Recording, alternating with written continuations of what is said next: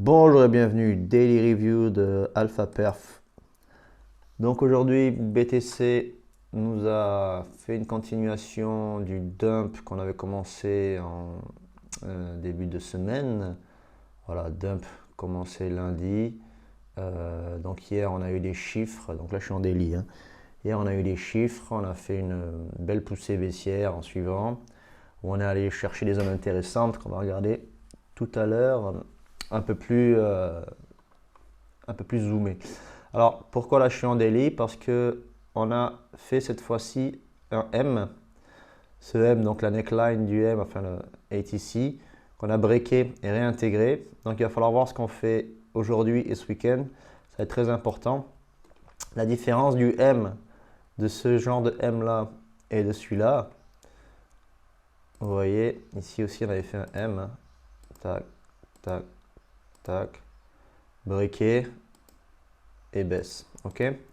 La différence qu'il y a avec celui-là, c'est que celui-là, il est là, on va dire ici, et là, ici, là, on a pris la liquidité. C'est-à-dire qu'on a pris la liquidité de ce haut de M, qu'on n'avait pas pris ici. Ici, on a laissé la liquidité, enfin, on est allé là faire un equal high, mais on n'est pas allé clairement breaker la liquidité, ce qui fait que ça peut annoncer une baisse, donc continuation, donc début de baisse, changement de tendance, mais ça laisse présager un retour à la hausse. Ici, quand on prend la liquidité, ça me fait un peu plus peur. Pourquoi? Parce que ça, donc là je vous dessine le M, voilà, neckline ici, breaké. Donc là vous voyez, on est en train de travailler la neckline. Donc la journée d'aujourd'hui et ce week-end vont être très importants pour déterminer si on va chercher plus bas.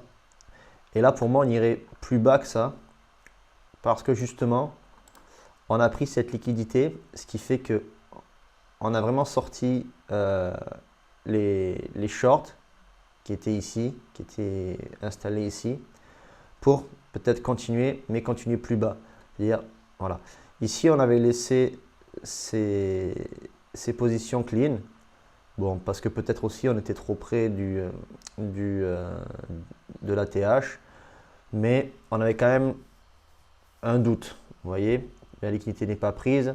On aurait pu faire ça, corriger et aller chercher justement la liquidité. Alors que là, on a bien breaké. Bon, ici, j'ai vraiment l'impression qu'on est plus puissant à la baisse. La liquidité est prise. Elle a été prise une fois, deux fois. Gros rejet à chaque fois. La baisse est donc validée. Pour moi, on va aller chercher ces zones. Ça, c'est sûr. Bien sûr, il n'y a rien de sûr. Mais pour moi, ça, c'est les prochaines zones à surveiller. Mais là, j'ai bien peur qu'on aille reprendre cette trend. Vous voyez, la trend ici, tout le monde la voit, elle est belle. Mais ça ne m'étonnerait pas qu'on aille la chercher. Elle serait cohérente avec cette zone-là des 38,2 de toute la hausse qu'on a eue. Toute la hausse, la grosse hausse du bull run, enfin du bull run, oui, le bull run depuis le crash des FTX. Toute cette montée haussière puis parabolique serait bien corrigée au 38,2 pour enfin repartir. À savoir que là, par contre, si on break la zone des 38,2, c'est-à-dire des 52 000 $, là, c'est vilain. Là, on peut aller tirer les 37, ainsi de suite. Enfin, la prochaine sera les 37. Bon, on en est loin, on en est très très loin. Il faut pas penser à ça aujourd'hui. Mais le sens est baissier. Pour moi, le sens reste le même. On est toujours dans ce canal de consolidation, donc baissier, ce qui nous ramènerait techniquement à impulsion, consolidation, extension. Donc on est toujours dans l'attente de ce bull run en daily. Mais aujourd'hui, c'est vrai, enfin hier et aujourd'hui, enfin surtout hier, c'est vrai qu'on a fait ce break là, bon, qu'on a ravalé, qu'on retravaille à la baisse. Donc il faut voir un peu la tendance du BTC. Est-ce qu'il va revenir chercher un bas? Est-ce qu'il va nous faire un bas plus haut que celui-là pour peut-être relancer une poussée haussière? Enfin bon, voilà, on ne sait pas. Bon, on ne sait rien, mais on cherche des scénarios. Donc en daily, on est toujours à la baisse. Vous voyez, des bas de plus en plus bas, des hauts de plus en plus bas. On est toujours à la baisse. Donc on va aller voir le H4. On va même directement passer au H1. Hein. Voilà. H1 dézoomé comme ça équivaut à du H4. Hein. Chaque bougie est 1 heure, mais quand on a une grosse amplitude de vision, enfin moi je regarde la tendance. Hein. Vous voyez ici c'est la tendance H4. Hein. Donc on est allé déclencher les zones qu'on avait vues hier. Hein. Stop déclenché, stop déclenché. Ici, on a fait un équal low, mais vraiment parfait par rapport à ce plus bas là, qui était... ouais, il n'a pas vraiment de signification. Enfin bon, c'est une belle zone de liquidité, mais il n'a pas une... C'est pas un support avec une grosse signification pour la montée, je veux dire. Ce qu'il est, c'est qu'il est dans la zone des 50% du retracement. Comme je vous ai dit, quand je vous ai parlé des Fibos, c'est pas un Fibo le 50, mais c'est une zone que les traders respectent pour les retracements. Donc voilà, en général, quand on dit qu'on retrace à la zone de 50, on repump de l'amplitude, enfin de cette amplitude-là, quoi, plus ou moins. Voilà. Donc ça pourrait nous amener à 80 000. C'est pas une target que je vous donne aujourd'hui, hein, c'est juste une probabilité d'un rebond à la zone des 50. Pour moi, ces 50 ne vont pas tenir. Hein. Je suis sûr, enfin sûr, non, je suis pas sûr. J'aime pas dire ça, mais pour moi, mon scénario, c'est vraiment d'aller chercher la zone minimum des 61,8 maintenant, qui est à 59 000 $. Et si c'est le cas, on a de l'imbalance ici. Hein. Ça, c'est de l'imbalance H4, je crois. Ouais. C'est de l'imbalance H4 et daily. Vous voyez, c'est les zones que j'avais détectées d'imbalance H4 et daily. Celle-là, on vient juste de rebondir dessus, qu'on n'a pas touché. Pour moi, on va aller la combler celle-ci et chercher ça. Bon, peut-être je me trompe, mais c'est un de mes scénarios privilégiés. Alors, il est tout à fait possible, là je reviens à H1, il est tout à fait possible qu'on vienne chercher, qu'on soit venu chercher cet équal low pour, on a liquidé quand même tout ça, tous ces longs là, hein, on a quand même tout liquidé, tous les longs depuis le début juillet, donc c'est quand même beaucoup de boulot qui a été fait. Est-ce que là on peut faire un rebond technique pour aller chercher la zone de retournement qui est ici, les 61,8, 76,4. Donc c'est possible qu'on aille faire ce genre de choses. Tac, tac, tac, voilà. Donc ça c'est un scénario à court terme qui est envisageable. Si ici on vient mettre, là on y est presque déjà, on a fait la moitié du boulot. Hein. Si ici on vient continuer à pumper, peut-être aujourd'hui ce week-end, mais après on descend la semaine prochaine, à voir. C'est pour ça que je dis qu'il va falloir vraiment voir la price action ici à la défense de ces zones-là pour rentrer en position. Là, j'ai du mal à rentrer, que ce soit en short.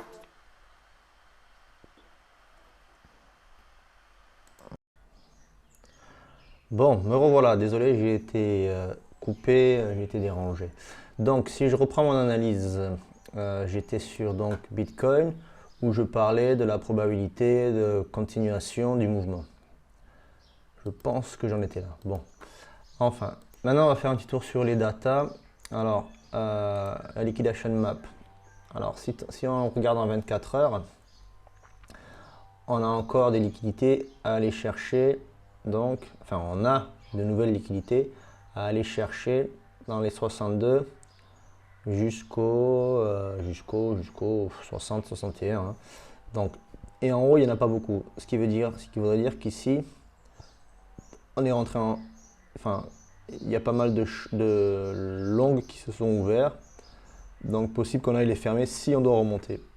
Maintenant, on peut les garder pour continuer notre pression baissière. On va regarder un peu les data sur Binance. Effectivement, on voit hein, clairement. Donc ça, c'est l'open interest. Donc le prix. Ici, donc là, il y a du long qui est rentré.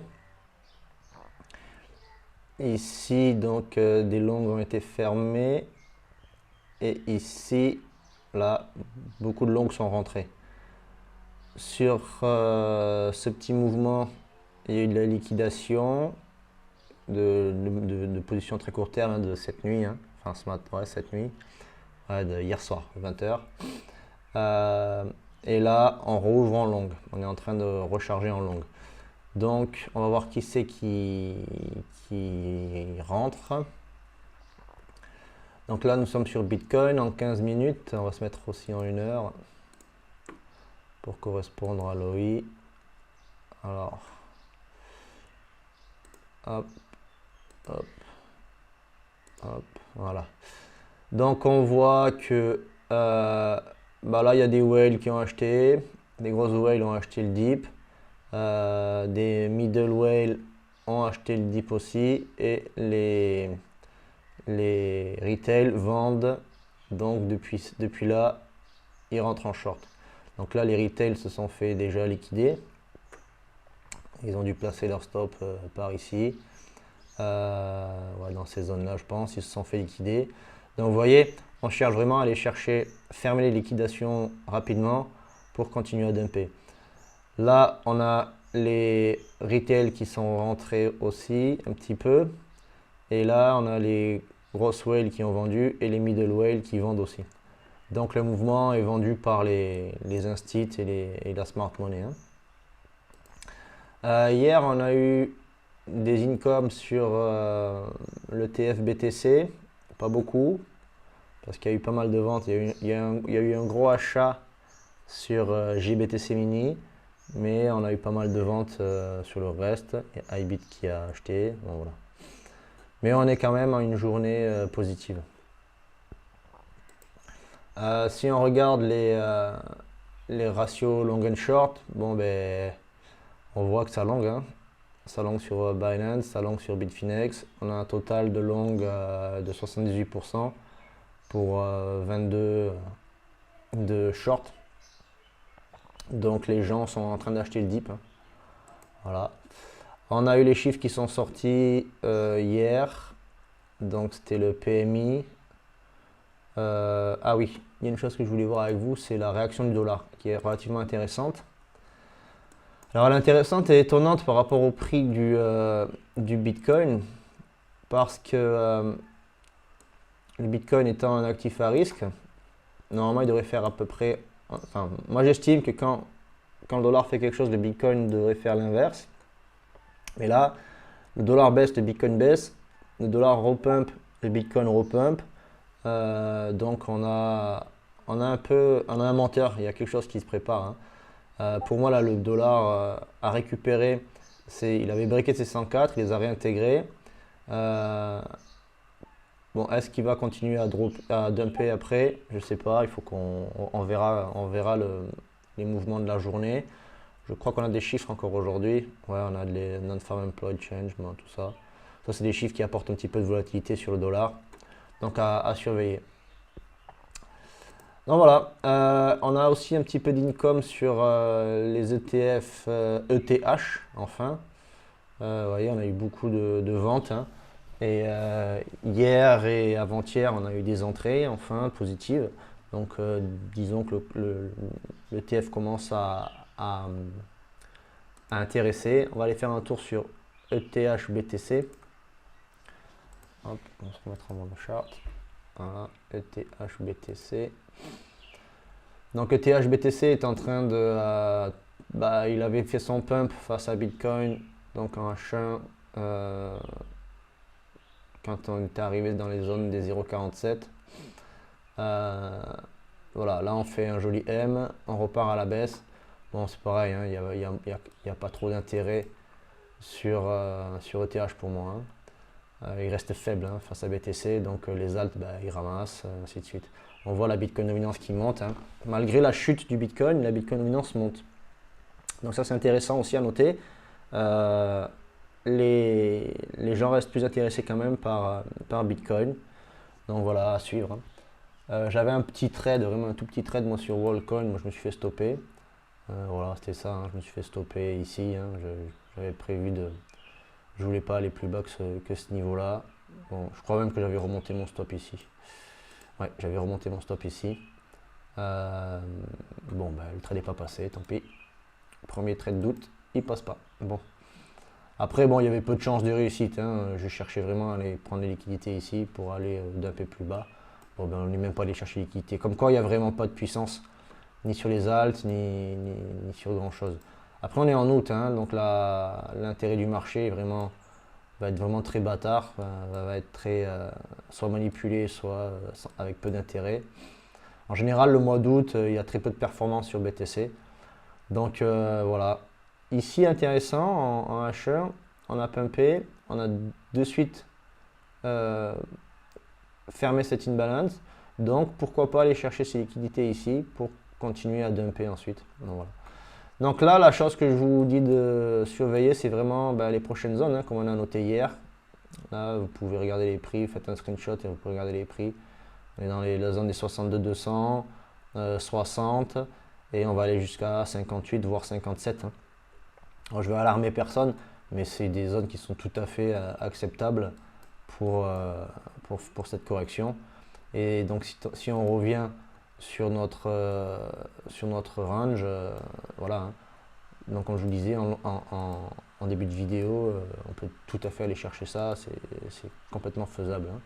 Voilà ce qu'on a fait ici. Bon, voilà. Donc, pour moi, le mouvement reste le même. On est dans cette espèce de faux range. Alors, les gens le notent comme un range. Pour moi, je suis plutôt dans un canal de consolidation. Donc, canal de consolidation à la baisse, c'est qui pousserait les prix après à la hausse. Ça, c'est du chartisme, on va dire. C'est toujours la probabilité d'un pump, grosse consolidation, c'est un pump qui suit derrière. C'est rarement un dump. Après, à voir. On a quand même toutes ces liquidités ici qui sont protégées. Donc, possible qu'on aille chercher les 80, voire plus. Hein. Donc voilà, donc pour moi, on est toujours en préparation du bull run, enfin du bull run, de la continuation du bull run, même si ça risque d'être une plus petite partie. Mais préservez votre capital, évitez de trader, surtout pour les débutants, évitez de trader ces mouvements qui sont piégeurs, qui ne vous amènent pas à grand chose, qui vont vous pomper votre capital et votre énergie. C'est vraiment piégeur et manipulateur. Donc voilà, restez safe et surtout gérez bien votre risque. Voilà, donc si vous avez aimé la vidéo, surtout likez, mettez des commentaires. Si vous avez envie de petits tutos sur des sujets dont je n'ai pas encore parlé, n'hésitez pas à le mettre en commentaire. Hein. Je ferai un plaisir d'étudier vos demandes et de faire des petits tutos sur tout ça. Et voilà, donc be safe and follow.